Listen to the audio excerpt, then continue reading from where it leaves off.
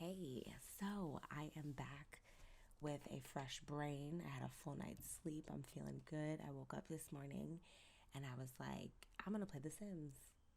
And here we are in Blender. This is what happens. Whatever's open or left open on my computer, that's what grabs me first. That's what I end up in. So I started just like tinkering around a little bit. And then here we are 2 hours later, pretty much finishing the bottle itself. So the outside of the bottle is pretty much done. As you can see here, I have really tweaked a couple things and I'm actually extremely proud of this bottle. It looks very, very similar to the actual Fenty bottle that I'm holding in my hand right now. So I am smiling from ear to ear. I don't know if you guys can hear it. But I also, if you notice, there is some liquid happening in that bottle there. So I went ahead and put a water simulation in there, a quick one. My render viewport is not that fast, so we're gonna go into this viewport here. But yeah, I essentially just added a quick liquid. We're kind of just building up, building up, building up, and then it eventually stops around frame 160 or so, I think. Yeah, 160 it stops, and then it kind of just hangs around. So this, in my mind, is good to go for social media. It looks pretty good. It's fitting the vibes of what I've been doing as far as product renders. I want to amp this up a whole lot. I want to create some dynamic camera movement. I want to kind of be going all over the screen here. So I think I'll have a couple different variations of this particular render. But this will be the final video in this format. Anything else that I do will kind of be formatted for social media, meaning like TikTok, your Instagrams, and it'll be in a lot more short form. So if you're looking for that, that will be linked in the description box below. But in the meantime, I do want to show you what I worked on since we last got together. I think the last time that I was here, we were working on the design on the top of the bottle. And what I mentioned was that on the actual bottle, in real life, there is a bit of a gradient from the top down. Now, I don't know if it's an actual gradient or if it's just the light hitting it and the way that the light always lands on this bottle. It gives it a deeper gradient on the top and then it kind of gradually lightens up, but with some darkness and shadows all throughout. I also recognize that this bottle on our screen here is in this 3D space that is fully lit. My home does not have a backdrop. It does not have all these different light sources bouncing all over it. So I think trying to get it to match the bottle that I'm holding in my hand is quite impossible based off the lighting that I have in my home, the time of day, when I'm looking at the bottle, and all of those things. With that being said, I think the bottle itself, the model of the bottle, is pretty spot on when it comes to just making it look believable, passable, that you can look at it and tell that this is a Fenty perfume bottle. Of course, it's not perfect. Of course, there are things that I can absolutely tweak.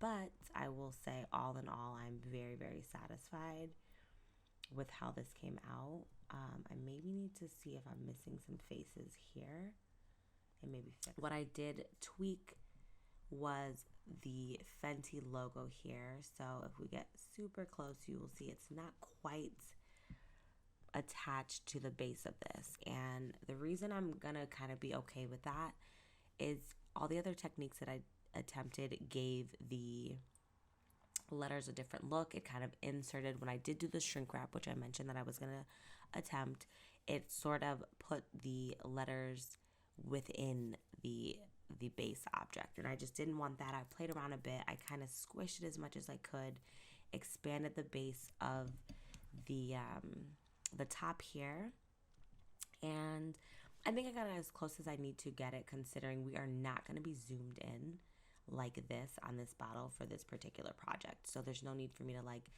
kill myself in trying to make it absolutely perfect. I think the biggest thing here is just making sure that I recognize that if I am doing a product render for a company and it is necessary for the logo to absolutely be flattened onto the surface, then I need to focus on making sure that I'm clear on how to do that. So I'm aware that shrink wrap is a thing, and I'm just thinking in this particular moment that I didn't want to spend hours and hours trying to do that when it's not critical for this project. But I do recognize how it could be critical for our project. If we can get that done, I definitely want to do that. Again, And then we already went through how I created that beautiful design over top. And I think that's really all. I widened the bottle. Once I compared the bottle that I have in my hand to the bottle on the screen, the one on the screen was a bit skinnier, so I went ahead and widened that a bit. So it gives it more of a cube shape versus that really long rectangle that we were having. So it's a little bit wider. And then, like I mentioned, I went ahead and I added the liquid. So if I pull up this render that I did here, you can see the liquid in there, and I think it looks so cool. I think I also will take that straw and give it a little bit of a bend just to create a little bit more of a realistic, it's not like a glass straw, of course, it's like a plastic straw, and it is bent in the actual bottle. So that's just going to be the last little tweak that I make. Now, when I'm doing the actual commercial, and if I'm being honest, I can make the neck of the bottle longer now that I'm comparing it to the real version. So we might do that as well. For the actual commercial, I will say, let me see. Oh, no, that looks about right. I think it was the angle that was making it look a little bit. I could make it a little taller if I wanted to be honest. Let's see. So what we'll do is we'll just scale on the Z just to give it a little more height. And let's see. I don't love that. No, okay. Maybe we can scale on the Z just a little. Just a little, and then we'll grab on the Z to pull it up. Let's let that go ahead and clear up for us. Okay, let's grab on the Z again. Let's pull you down. Let's get into our mode here. We can work a lot better when we're here. So I think that's much better. Yeah, okay. I can live with that. I can get down with that. Let's see. One thing that I'm going to do, I'm going to do a top view here. Sorry, we're going to do top view. Let's get that liquid domain. Just a bit. Now let me see if I can, I want to grab on the X and bring it over. Because the top is not as wide as the bottle in real world. So I just want that to be so, but you know what? Let me scale that back on the X. Because you know what? It also is very flush with this. So we might have to, we're just gonna undo. Let's get it back to the size. And if anything, I'm going to tab into edit mode, and I'm going to maybe go here. Nope. Are we in X-ray? I want to make sure I'm in X-ray mode so that I grab all the faces and vertices. Let's see. Kind of want to clean. I want to clean across. This is going to be really challenging. This might not be worth it.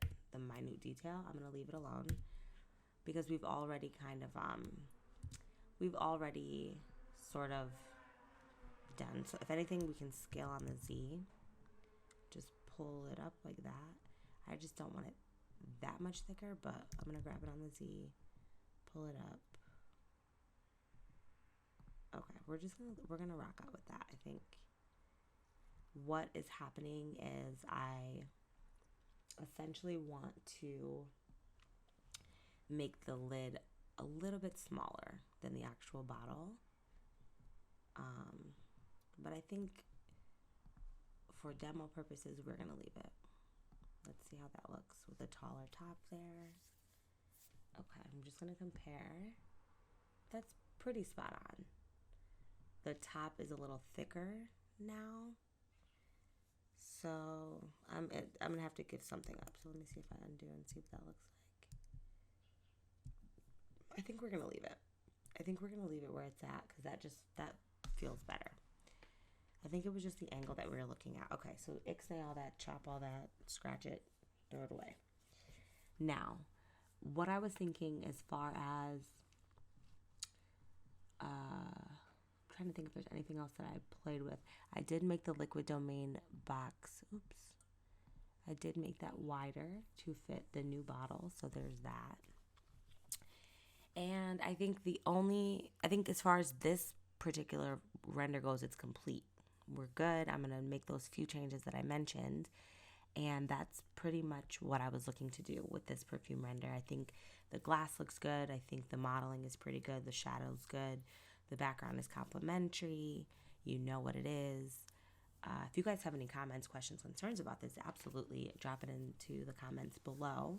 But I'm pretty proud of this. I would call this product complete. Now, adding an animation to it, I think what I'm thinking of doing is there is already the simulation of the water that stops around frame. It goes all the way through frame 250, the water movement, but the pouring of the water stops around 160, I believe, like 165 or so. Is when the liquid, the inflow stops.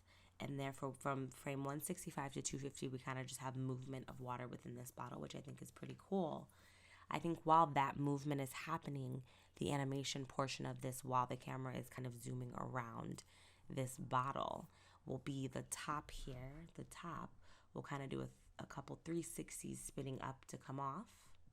Or we can do a pop where it falls and hits here. That could be a little bit more dynamic. And then that's going to, so if we grab this and pull the top right on up like that, that's going to uncover the spout piece, the spray piece. And I'd mentioned in part 1 or 2, that I was going to go in here and add a few more pieces to make this look a little bit more complete. I think with doing that, what we'll do is maybe pan over to the side of it, have the perfume be pressed maybe 2 times to create a mist, which will represent the perfume coming out. And I was thinking that once the perfume particles kind of fall down or go off into the air, they can either create the flowers or the ingredients that are within this perfume, and we can kind of follow those things. I think that could be a really fun addition to this project, right? And then if you notice, the lid of this perfume is solid, so we would absolutely open that up to make that, of course, more realistic, and that may change the lighting a bit and the look of what's happening underneath. So that's something else. I mean, I probably should have deleted this when I was booing or whatever, so that might be a bit of a challenge, but not too much.